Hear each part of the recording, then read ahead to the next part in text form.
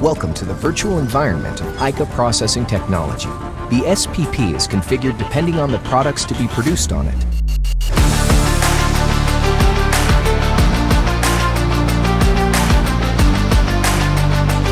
Let's choose the recipe ketchup.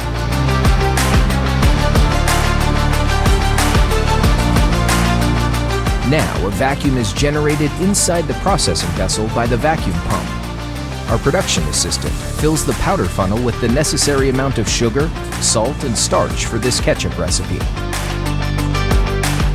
The SPP instantly detects an increase of pressure and automatically readjusts the pressure to 350 millibar. As the powder is directly wetted and sucked into the DBI, the exact amount of tomato paste and vinegar is measured using flow meters. In the next step, the mixture is heated up by injecting steam into the recirculation loop.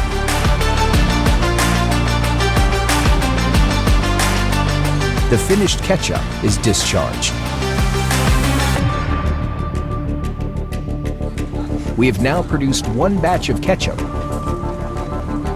In this case, the SPP should undergo a CIP cleaning process. Water is being pumped into the vessel. To ensure a hygienic cleaning, a detergent is being added by the operator.